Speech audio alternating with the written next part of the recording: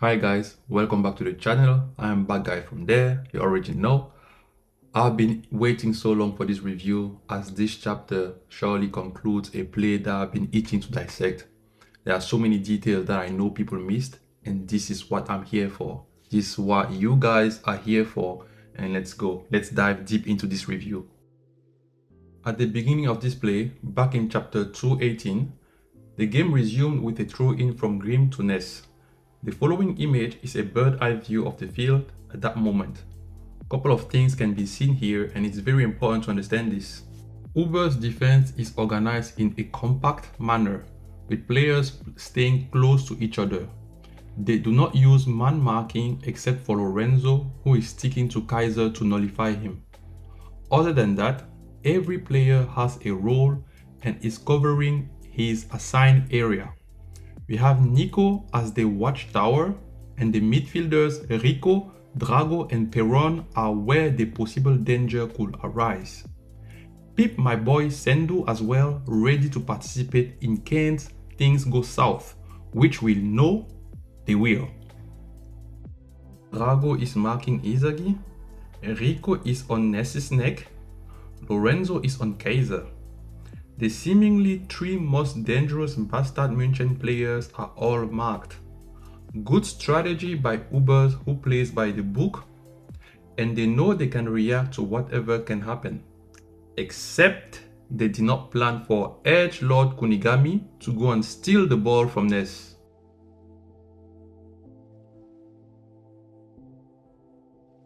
As Kunigami gets the ball, you have to notice the movements happening on the field.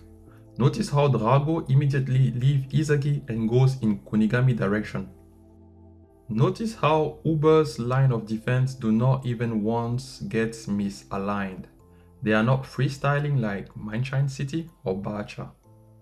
Also, Sendu even shouts that the defense should be cautious of Kunigami's mid-range shot. So the Uber's defense strategy is to eliminate the next threat. In this case, Kunigami. But what about the other threats, you may ask? With this bird's eye view, you see that Grimm is definitely about to stick to running down the sideline and peep how Aiku is already positioned so that he can mark him. If Kunigami decided to pass the ball to Isagi, Drago and Nico will definitely have enough time to react. Kaiser is on COVID-19 lockdown thanks to Lorenzo. What about Raichi, Corona and Yukimiya? It's too early for the defense to worry about those. So those three are no threats at that exact point in time. The game continues.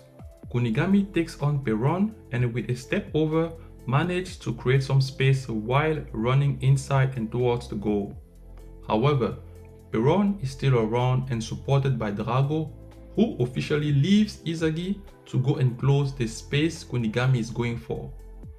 Both of them are definitely forming a roadblock that could potentially stop Kunigami's run. That would be the case if Wildcard Man had no takers. Edgelord has some skills in him. He's been learning. Knowing that the defense is on the lookout for his mid-range shot, it is easy to trick them with a perfectly executed fake shot cut in. Kunigami dribbles the two midfielders. Uber's watchtower Nico had been watching the whole thing. He was on the lookout for whatever Isagi and Kunigami will do. He immediately reacts to Kunigami dribble and aims for when the ball will be as far as possible from Kunigami, partly due to his mid-level ball control. This just goes to show that in terms of technical abilities, Kunigami is still as lukewarm as expected. Nothing new on that front. Let's roll the clock back a bit and explain something for those who may wonder why Raichi was let free this whole time. As Kunigami is about to perform his fake shot cut in, with this bird's eye view, we see that Raichi is somewhere close to the space between Nico and Aryu. Now, we know Ubers do not do any man marking, and they keep their defense line organized. The only way for Raichi to be a threat is if a through ball is sent to him in the air, which is Aryu's territory. So there is virtually no way Raichi could ever get the ball there. At the very least, that's what Uber's defense thinks. Also, notice how Aryu didn't even shout or alert Nico about Raichi being in his blind spot. This goes to show that in terms of defensive awareness and communication, Aryu still has some progress to make. This was quite literally the first flaw in Uber's defense, and this single crack in the system is what allows what will follow. One thing about Metavision is that whenever a player uses it, he always has the element of surprise when things unfold exactly like he saw them. In this case, Isagi and Nico both saw the same future. That means that the critical moment will be when Kunigami will be near the penalty area and when the ball will be the farthest from him. Both are aiming for that exact moment, except Isagi had one more information compared to Nico, and that is Raichi. Rushing from Nico's blind spot and blocking his way, Raichi pretty much secured the ball for Isagi, who can easily get the ball as things unfolded as he foresaw them.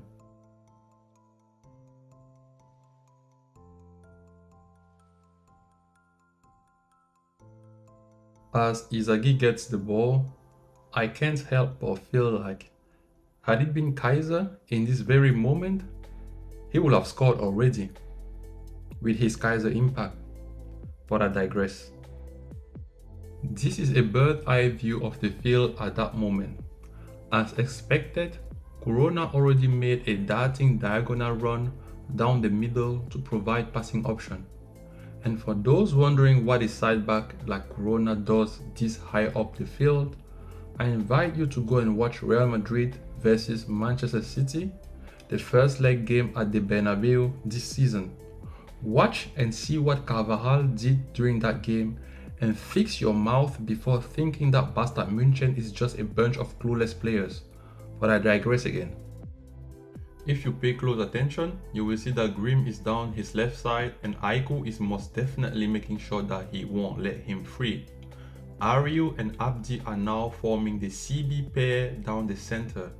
Again, the defensive structure remains aligned and unruptured. Nobody recklessly charges in. Ubers is all about slowing down the attack and identifying the threat in order to crush it. Except now, Uber's watchtower is blocked by Raichi, who is using his body to not let Nico move an inch.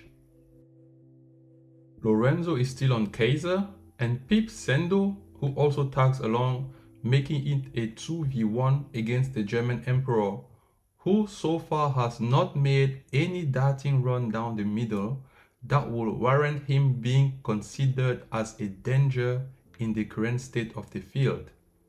You see, the German Emperor is an apex predator who has found a worthy adversary in Lorenzo. Kaiser understands that all goal-scoring opportunities will be rendered void if Lorenzo is in the picture. So Kaiser is patiently waiting for that future where Lorenzo will leave him to focus elsewhere. Now take a look at the bird eye view again. Do you see the right side of the field? Uber's defense is currently open on that side. Lorenzo knows it all too well, but at this very moment, it is not very obvious that Yukumiya could be a big danger, at least bigger than Isagi, who is in a crowded area and may well lose possession of the ball. Isagi passes the ball to his planet Corona, who sends it back to his son. A pass fast and high enough that even Aryu can't reach. And if you think this is BS, and that Aryu should have been able to deal with it, here is the exact same scenario happening during the U20 game. Aryu does not do well when facing shorter opponents, and above everything, there are passes that even he cannot reach.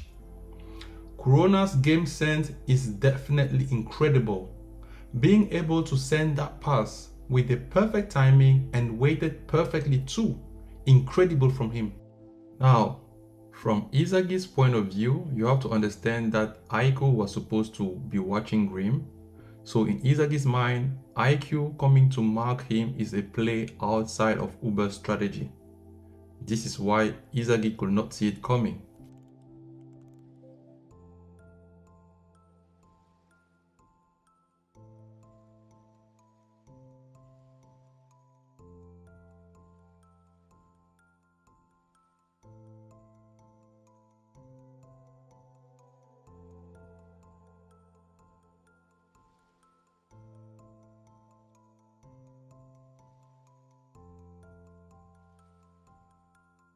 As expected, IQ has made a vision. He too can see who does what on the field and can see potential outcomes. He definitely foresaw that Isagi could have gotten the ball and immediately went there ahead of time. The thing is, if Aiku had to watch before reacting, he would have been too late and Isagi would have scored this goal. The fact that Aiku was able to block Isagi means that he moved ahead of time, implying that he foresaw this opportunity. I will make a dedicated post on Aiku's use of meta vision later. Let's roll the clock back a bit. When Isagi managed to get the ball between Nico and Raichi and Kunigami, and when he is about to make a pass, the state of the field immediately changed, and Yukimiya became a threat that could no longer be ignored, because Isagi or Kurona could potentially make a pass. And before people criticize Lorenzo, let's look at the situation closely. What are the facts? Yukimiya is totally free, and if he gets the ball, that's a situation with the highest goal probability. So what are the possible scenarios?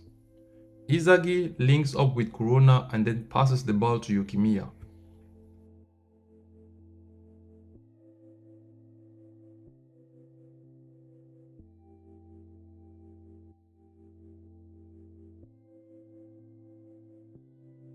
Another possibility is that Isagi passes the ball to Kurona, who then manages to pass it to Yukimiya.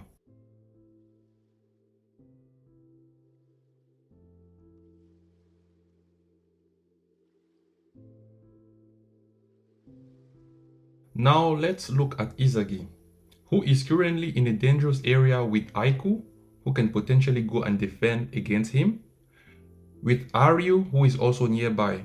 You also have to pay attention to Raichi, who positioned himself ahead of Nico so that he can receive a back pass, all the while blocking Nico, who cannot interfere and help the defense.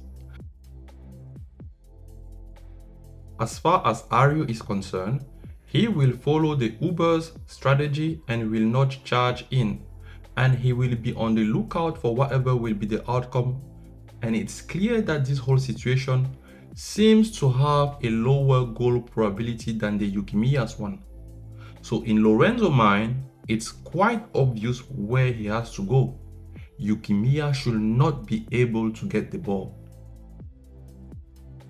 Now peep this, if a pass is made in the direction of Yukimiya, it can be a cross, it can be a fast ground pass, it can be anything.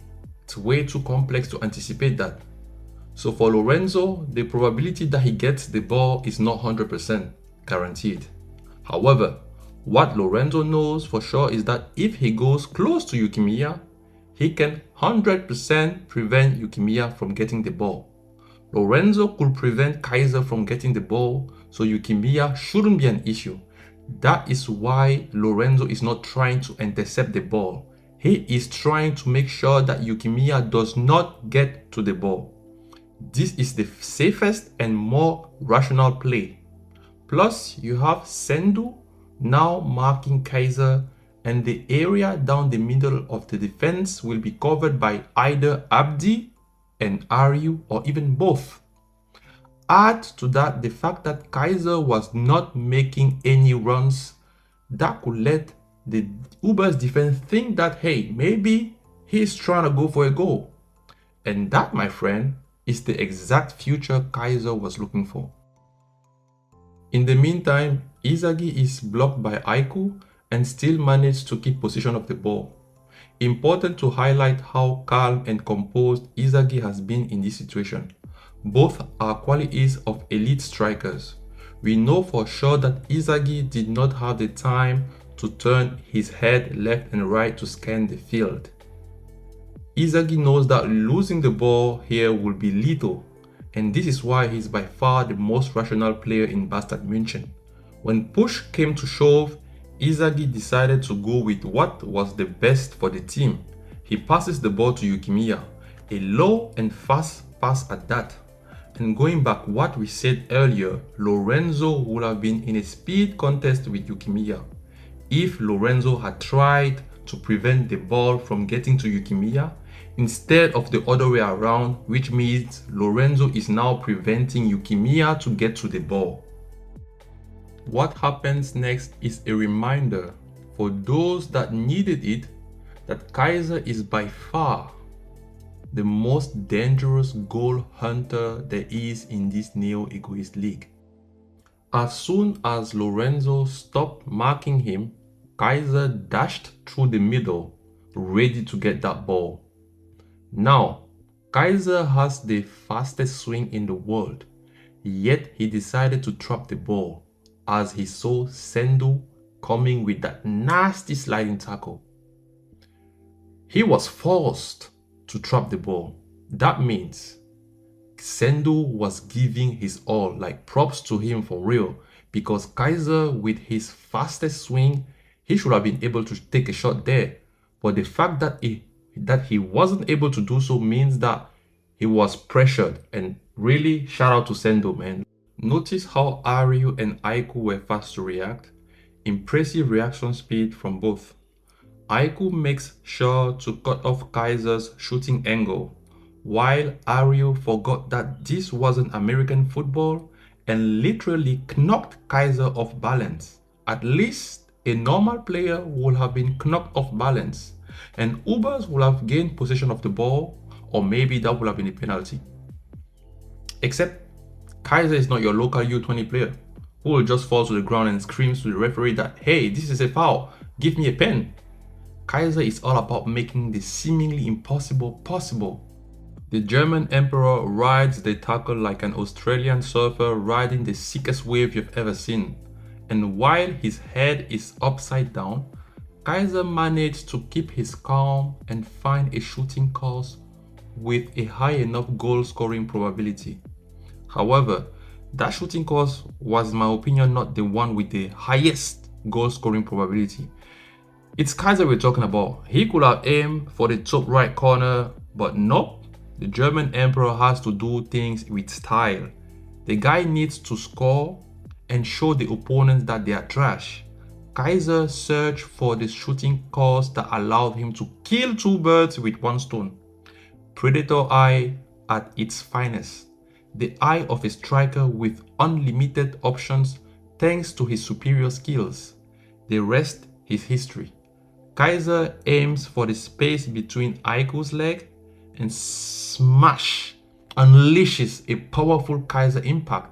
The ball rebounds and the keeper cannot react to it. That is by far the best goal in this new egoist league. Score is 2-1. Kaiser is in fact the game changer.